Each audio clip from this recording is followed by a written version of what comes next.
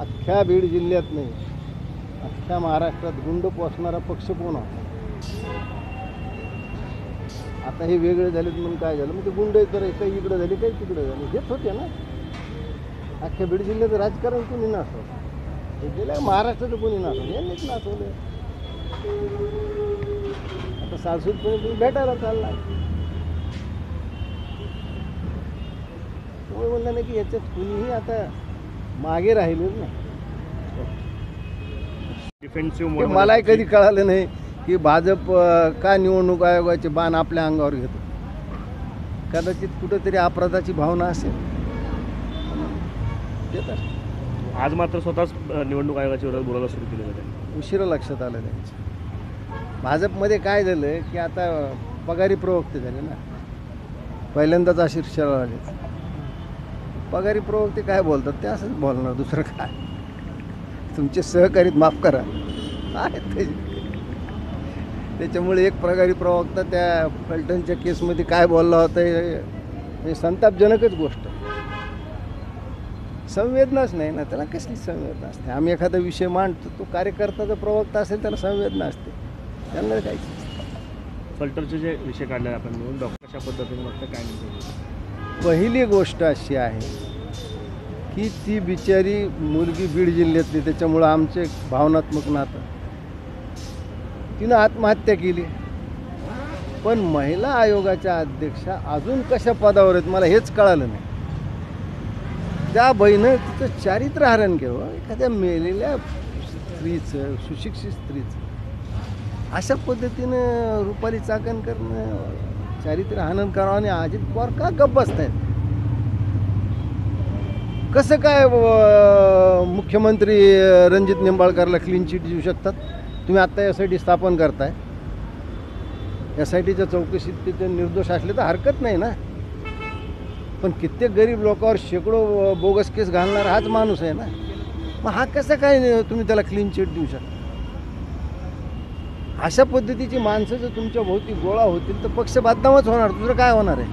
आपण आता सोलापूरमध्ये आज सोलापूरचे पालकमंत्री जयकुमार गोरे त्यांनी मुळात असं आहे की दुबार मतं ही काढली पाहिजे. जसं दरवेळेस मतदार यादीत नवीन मतदार नोंदवले जातात तसे काही मृत झालेले असतात, त्यांना बाजूला काढलं पाहिजे. मतदार यादी ही पारदर्शक झाली पाहिजे. हे कोण अमान्य करेल? कोणीच करणार नाही. पण ती पारदर्शक करण्यासाठी निवडणूक आयोगाला जी यंत्रणा पुरवायची असते तीच नाही आहे ना. 95 कोटी मतदार आहेत तुमचे. असं थोडा बहुत गोळा ना. हा, या दुबार लोकांनी जर 2 वेळा मतदान केलं हे आढळून आलं तर हे मात्र थोडा गंभीर बाब.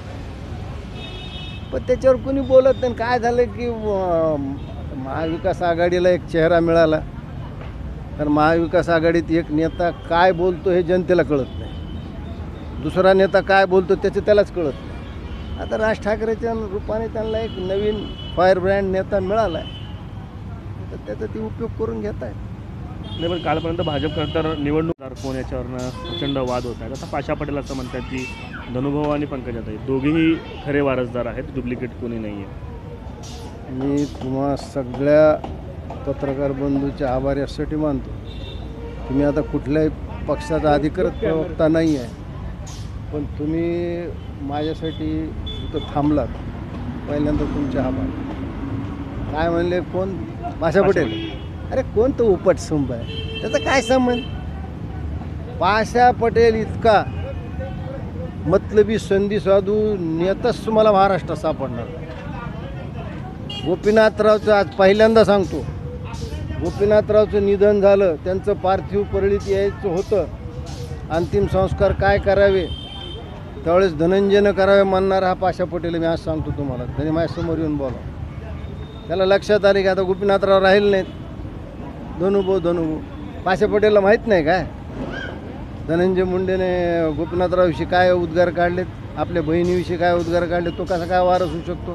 आणि पाशा पटेल कोण ठरवणार आहे? पाशा पटेललाच त्याचे पोरं त्याचं वारस ठरू देतात का ते बघ म्हणा, आम्हाला नको सांगू तू. गोपीनाथराव मुंडेचा वारसा फक्त आणि फक्त पंकजा, दुसरं कुणीच नाही. आणि दुसऱ्या कोणाला ठरवण्याचा अधिकारच नाही. ठरवण्याचा अधिकार असेल तर फक्त गोपीनाथरावावर प्रेम करणारा त्यांचा समाज आणि ओबीसी वर्ग हेच ठरवू शकतात. त्यांनी ठरवलं आहे. तर निवडणूक आयोग बघितली त्या मुलांसोबत, 2 मुलांसोबत, तर अनेक गोष्टी बाहेर येऊ शकतात. मला त्या बहिणीचा आदर आहे, त्यामुळे मी ते चॅटिंग सांगू शकत नाही असं देखील. एक प्रकारे रुपाली चाकणकर असतील, जयकुमार गोरे असतील किंवा अन्य काही लोक असतील, हे सगळं त्या महिलेच्या चारित्र्याविषयी बोलताना दिसत आहेत. अहो, आता जयकुमार गोरेचं लोकांनी काय काय नाही दाखवलं. ज्या महिलेला ह्यांनी 1 कोटी रुपये देताना ट्रॅप केलं, ईडीनं विचारलं की 1 कोटी रुपये कुठून आले ते, ती बिचारी महिला ट्रॅप झाली. यांच्या दृष्टीनं स्त्री जर एक फक्त उपभोगाची वस्तू असेल तर त्यांच्या तोंडून हे उद्गार येणारच ना. अडचण कशी झाली हे कुणीही मूळ भाजपचे नाही आहे. त्याच्यामुळे बाहेरून आले त्यांच्यावरती त्यांचे रोग घेऊनच आले. असं कसं एक कॅबिनेट मंत्री बोलू शकतो? समजा असतील, काय म्हणणं आहे तुमचं, त्या मुलीचे काही चॅटिंग असतील म्हणून तिला आत्महत्या करायला लावायची का खून अजून ठरलं नाही? हा वेश्येला सुद्धा सन्मान असतो.